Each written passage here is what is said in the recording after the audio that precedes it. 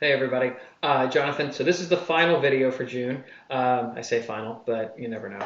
Anyway, so this one, I wanted to just cover off a couple of books from the kind of the teen section. The graphic novels I don't have. They were recommended by some members in the LGBTQ plus community, so go absolutely read them. I just have not had the opportunity to read them, if I'm being perfectly honest. But the two that I have had a chance to read are The New Queer Conscience by Adam Ely and Beyond the Gender Binary by Alok Menon. And I kind of want to go through these books briefly. These books both are excellent. They're very short. They're about 64 pages each.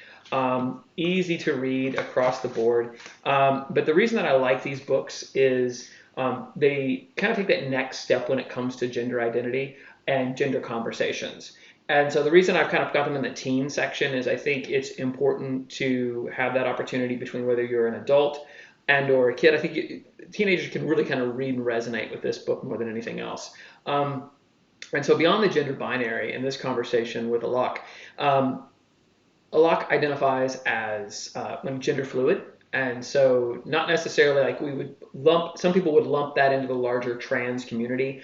Alok was identified as male at birth, but doesn't identify as male, but has moments where doesn't quite identify as female. And so what I love about this is it really kind of talks about the binary nature, but also the idea of, okay, well, we just think about non-binary or we think about trans or kind of where that is. And it helps kind of break that down for the reader in a way that makes a lot of sense. And so one of the things that I really like about this book also is a lot kind of walks you through their own journey. And I think it's an interesting kind of component there. So when you see them talking about growing up and what their family dynamic was like and having a real loving and embracing family, but also being a member of a larger community that doesn't really identify well with the LGBTQ plus community.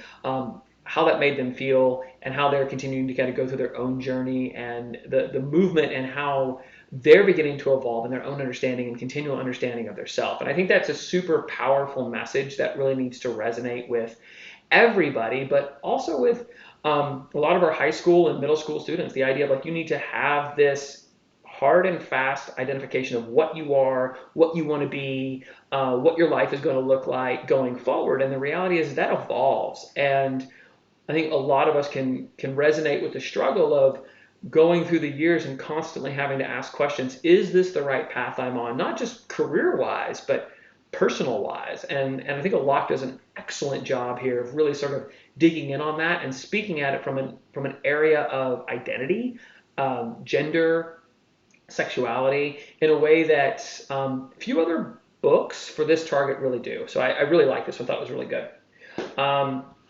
The New Queer Conscience, what I really loved about this is this particular book by Adam Ely is great because it focuses on that step of beyond awareness, but also an advocacy. And the beauty of this book is if you have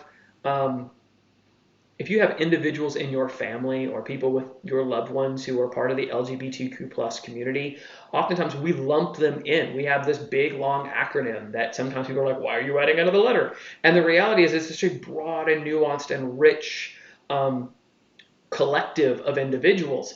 And yet they have their own unique dynamics within each one of those groups. There are things that are specific and particular to lesbians that don't necessarily apply to those who are asexual or intersex or bisexual and or gay. And so the idea what Adam kind of speaks to here says, hey, queer people anywhere are responsible for queer people everywhere. After all, wouldn't you want someone to fight for you?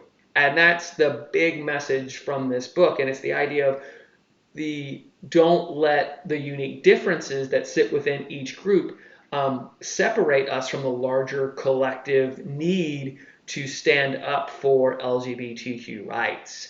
And so it's a powerful book, and I highly recommend it because it's a reminder for all of us really when it comes to conversation of individual demographics. Like we can think about that not just as an LGBTQ issue, but you can also have that conversation from a women's issue. So the idea of, can you fight for women's rights and understand that there is a difference between white women needs and female people of color, or trans female people of color, and so like the marginalization that may happen. And so that kind of dynamic, can you understand the power dynamics of males in society, but also understand the unique variations of black males versus white males versus Latinx males, things along those lines, and understand the cultural dynamics, but also be able to speak to the similarities and know that there are things that are both positives and negatives about that particular demographic that if you don't work together, you're not going to achieve like that truly inclusive and equitable society that we're all striving for. So anyway, both of these are fantastic books. I highly recommend them. Video went longer than I wanted it to, but for those of you who sat through all three of these, thanks so much for that. Y'all have a great one. And any questions, let the DEI team know. Thanks. Bye.